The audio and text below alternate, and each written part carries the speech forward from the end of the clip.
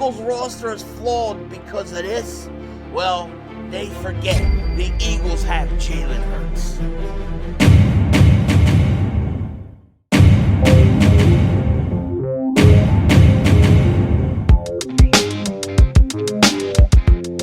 Dallas still stinks. Yo, by the way, Dingbat here. You know, everybody has an opinion on the Eagles. Everybody has an opinion on the Eagles. And most of them is, oh, the Eagles are such a great team. They're such a great team. Of course Jalen Hurts was going to go out there and he was going to win. Did you see that roster? Then, when you got these NFL insiders, they're doing all the top left tackles, top centers, top wide receivers. The Eagles are never on the list. How can we have the best team for everything, but we're never on the list? I just don't get it, you know. It really... It's crazy to me, but there are some interesting things that I do think some of them have to say. You had one insider saying that replacing James Bradbury and Darius Slay for the Eagles with cornerback Jaire Alexander is worth the gamble. Following the post-June 1st release of aging defensive backs Bradbury and Slay, the Eagles have $27 million. It's more like $32 million, I believe. Yet Philly still has a hole at corner spot left by the departures. Rising second-year pro Cooper DeJean figures spend more time at safety. He's going to be in the slot most of the time, which doesn't help matters either. I don't know some of these people, man. 2023 fourth-round pick Kelee Ringo currently projects to be Philly's second outside corner opposite Defensive Rookie of the Year runner-up Quinyon Mitchell.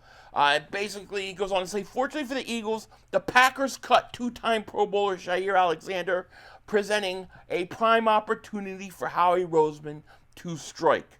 Health has been an issue for him over the past 2 years, appearing in only 14 of 34 possible regular season games. But make no mistake, he remains a top-tier cover corner.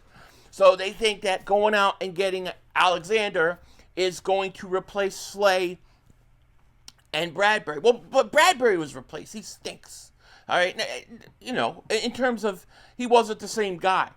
As far as the other cornerman, look, I guess it comes down to whether you believe in Ringo. I think Ringo can play. I don't think the Eagles necessarily want to trade or go out and replace Slay with another aging guy or an injured guy. However, I do think going out and getting Jaire Alexander is not a bad idea for the Eagles because I think it's cheap and I think he should be an insurance policy.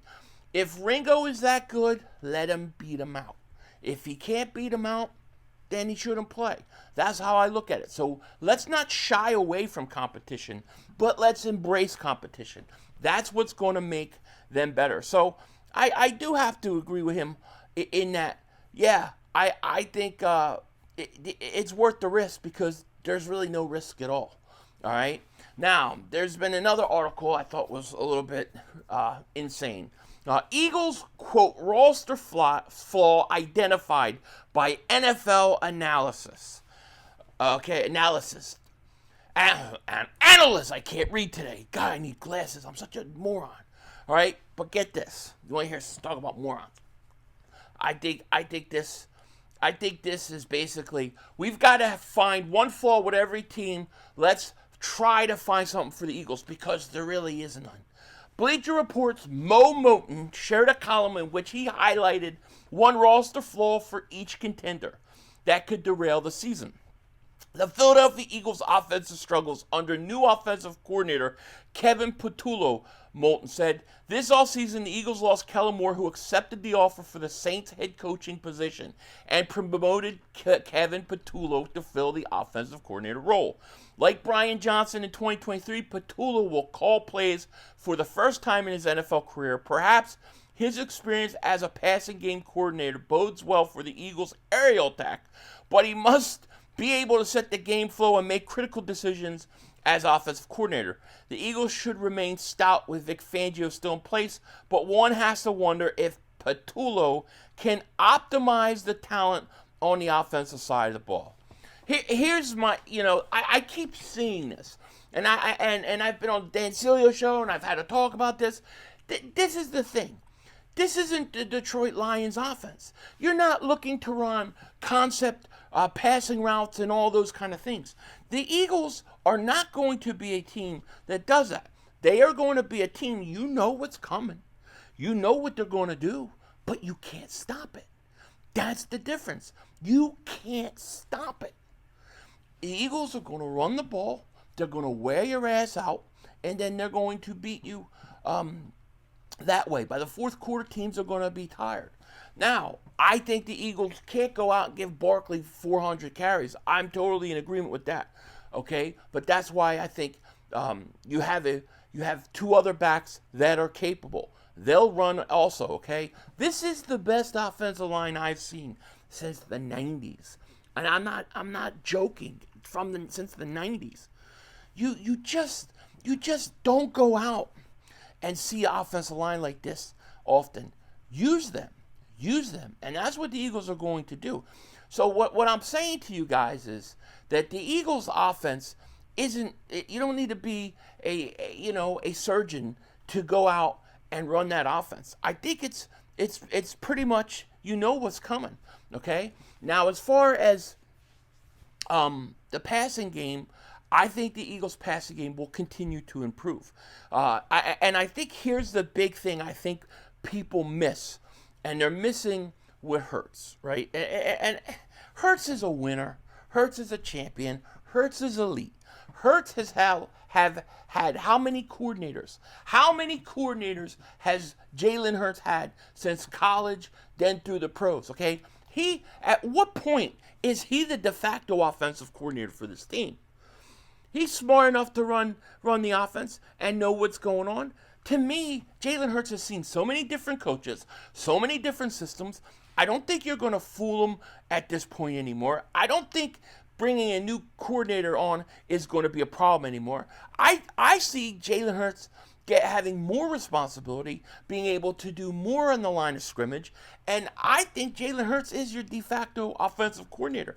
It's got to be that way, because what happens if Kevin Patullo comes in and the Eagles go and win a Super Bowl?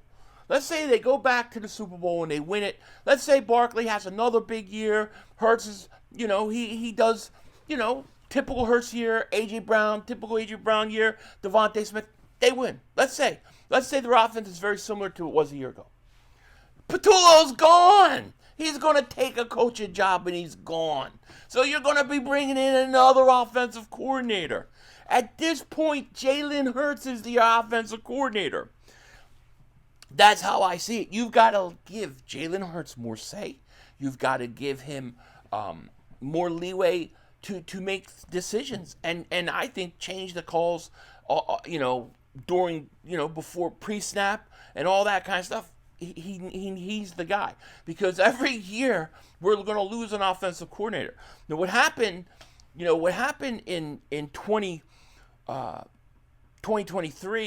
or 2022, 2020, whatever year we collapsed, that was a case of where you had too many young coaches did not know how to stop the snowball from going downhill.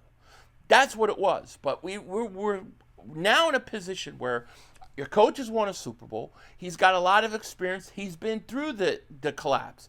You have other positional coaches that I think are much better. And Patullo has been with this team from the beginning. I don't think this is a problem. If this was some concept, like crazy, high passing, team like let's say Detroit with all these really big passing concepts and route running concepts, I get it. But the Eagles are pretty simple. 3rd and 1, 4th and 1, they're doing a tush push. Barkley's getting the ball, and you can't stop it. This is what everybody does understand. The NFL is not built to beat the Eagles. They're not. I don't know how many times I'm going to say this till I'm blue in the face. Teams are built in today's football to stop the pass. They like to play more defensive backs, and they like to get to the quarterback. That's it. I don't think many teams, and there's a few out there, but I don't think many teams are built to stop the run. And so when you look at the Eagles' schedule and everybody goes, "Oh, it's a tough schedule." Okay, yeah, tough schedule, good teams. But most of those teams can't stop the run. They're not built to beat the Eagles. The Eagles are 3, 4, 5 steps ahead of everybody else. And that's the problem that the league is going to have. They know it's coming. They know what the Eagles are going to want to do. It's not brain surgery. They just can't stop it. And it's not going to change. The whole playoffs, everybody knew what was coming, and nobody could stop it. And the one team, the one time, did a really good job against Saquon Barkley and the Eagles' run game, the Chiefs. Then Jalen Hurts tore him up. It's hard to beat the Eagles, man. It's really hard. So when I look at something like that, I say, he's looking for anything to come and say what flaw we have, because we really don't have any. And I'm not mad, and I'm not even picking on the writer or anything like that. He's trying to write one flaw for every team. My point is, we don't really have any. We don't have any. We're good to go. We're good to go. With that said, take care. Talk to you later. Of course, don't be a dingbat. Remember, it's how we vision, baby. We're all just living in it.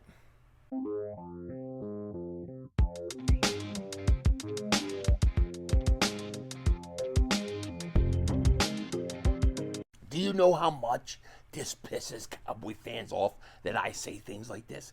It drives them nuts. But wait till I show them why. Jalen Hurts is a winner, and Dak Prescott isn't. Denzel Washington, I out. That's all, folks. The brother screwed us.